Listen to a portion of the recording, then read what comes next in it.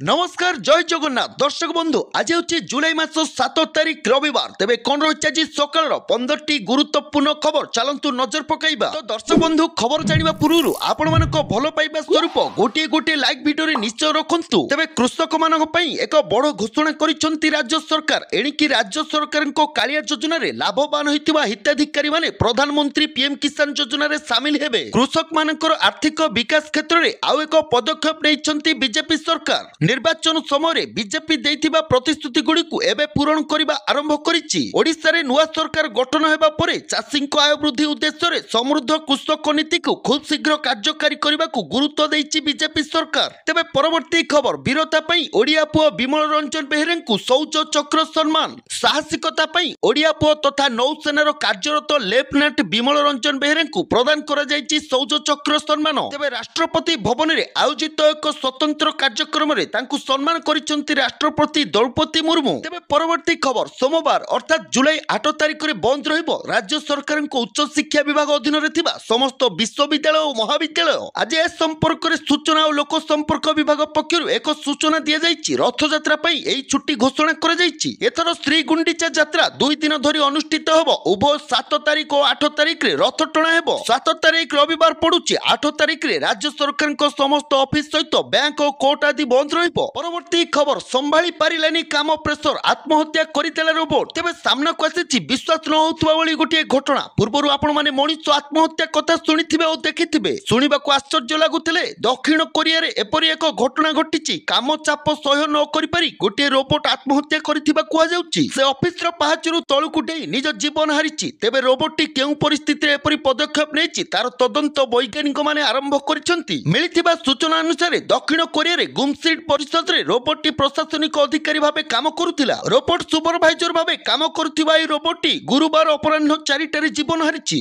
तेबे परवर्ती खबर पीएम आवास योजना को नै आसिला बड़ खुशी खबर। सरकार नेले बड़ निष्पत्ति खूब शीघ्र हिताधिकारी माने पाइबाकू जाउछंती घर। एबे प्रधानमंत्री आवास योजना को नै आसिला बहुत बड़ खुशी खबर। बहुत जल्दी लोक माने पाइबाकू जाउछंती प्रधानमंत्री आवास योजना घर। एबे मोहन सरकार आसु आसु एक्शन मोड रे ओडिसा रो क्षमता को आसी 100 दिन भितरे सुभद्रा योजना लागू हेबा निर्देश देवा सहित पीएम किसान सम्मान निधि किस्ती टंका उठाइछंती एवं एही 100 दिन भितरे राज्यर हजार हजार महिला 50,000 टंका पाइबे बोली मुख्यमंत्री घोषणा करिछंती। यारी भितरे आउ एक बड़ अपडेट सामना कसिछि जाकि प्रधानमंत्री आवास योजना संपर्क रे एक नुआ अपडेट आसिछि। प्रधानमंत्री आवास योजनार राज्य रे 5 लाख परिवार लोकंकु नुआ घर निर्माण करबाकू योजना करिछंती सरकार। तेबे परवर्ती खबर सरकार को बीजेडी रो टार्गेट प्रमिला कहले आंदोलन करिबु। निर्वाचन समय ओडिसावासी को भारतीय जनता पार्टी देइथिबा प्रतिश्रुति को नहीं बिजू जनता दल नेत्री तथा विरोधी दल मुख्य सचेतक प्रतिक्रिया रखिछंती। प्रमिला कहिछंती जे लोकों को देउथिबा प्रतिश्रुति बजेट रे करिवे कि नहीं आमे देखिबु। जदि भाजपा सरकार प्रतिश्रुति पालन न करंती तेबे आमे आंदोलन करबाकू राज्य रास्ता कोल्हेबु। भाजपा 300 यूनिट मागणा बिजुली देबाकू निर्वाचन बेले कहितला। एथि सहित अनेक नुआ योजना करबाकू मध्य कहितला। से सब पूर्ण न होले आमे आंदोलन करबाकू ओल्हेबु बोली कहिछंती। परवर्ती खबर स्कॉलरशिप घोषणा छात्र छात्री अकाउंट को आसीबो टंका। तेबे छात्र छात्री उज्जवल भविष्यत पई स्कॉलरशिप घोषणा करिसंती सरकार। जो छात्र छात्री माने एथिरे आवेदन करथिले से माने निज निजर आवेदन स्टेटस चेक करि परिबे। तेबे स्कॉलरशिप टंका पई लक्ष लक्ष आवेदन करथिले। छात्र छात्री आवेदन पत्र जांच करिबा परे एही टंका बैंक अकाउंट रे जमा हेबा आरंभ होई सारिलानी। जो छात्र छात्री माने ए जाय जांच करि नाहंती से माने तुरंत एप्लिकेशन स्टेटस चेक करिबा आवश्यक। एक स्कीम माध्यम रे स्कॉलरशिप टंका प्रदान करा जाउची। तेनु जेउ मानकु ए जाय टंका मिली नै से माने चिंता करिबा आवश्यक नै कारण आवेदन पत्र जांच हेबा मात्रे सरकार छात्र छात्री अकाउंट रे टंका जमा करि देबे। परवर्ती खबर बीसीसीआई सूत्ररु प्रकाश पाइले जे चैंपियन ट्रॉफी 2025 खेलिबाकू पाकिस्तान को जिबे नहीं team India. Champion trophy 2025 Pakistan आयोजित करुथबा बेले भारत सेटाकू जिबे नहीं बोली वर्तमान समय बड़ चर्चा होतिबा देखिबाकू मिलिछि। तेबे एहा मध्ये भारतीय क्रिकेट कंट्रोल बोर्ड बीसीसीआई सूत्ररु एक बड़ खुलासा होइछि। चैंपियन ट्रॉफी 2025 खेलिबाकू भारत पाकिस्तान संभव जाई परिबेनी बोली ए सूत्ररु जणा पड़िछि। तेबे एही तथ्य सामना को आसीबा परे अगणित फैंस को लागिछि एक बड़ झटका।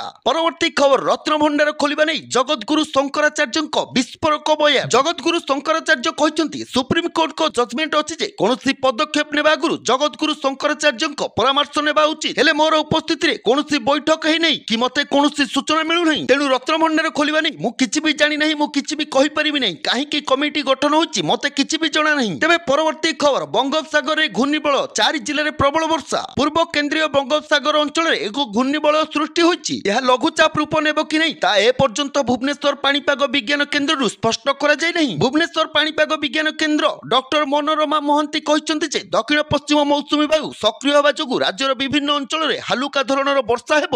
ଆଗକୁ ମୌସୁମୀ ଆହୁରି ସକ୍ରିୟ ହେବା ସମ୍ଭାବନା ଯୋଗୁଁ ଆସନ୍ତା 4 ଦିନ ପର୍ଯ୍ୟନ୍ତ ଅଞ୍ଚଳରେ ବର୍ଷା ହୋଇପାରେ। ସ୍ପଷ୍ଟ ଘୂର୍ଣ୍ଣିବଳୟ ପ୍ରଭାବ ଓଡ଼ିଶା ଉପରେ କଣ ରହିବ, ଏହା ଲଘୁଚାପ ରୂପ ନେବ କି ନାହିଁ ତାହା ଆଗକୁ ସ୍ପଷ୍ଟ କରାଯିବ।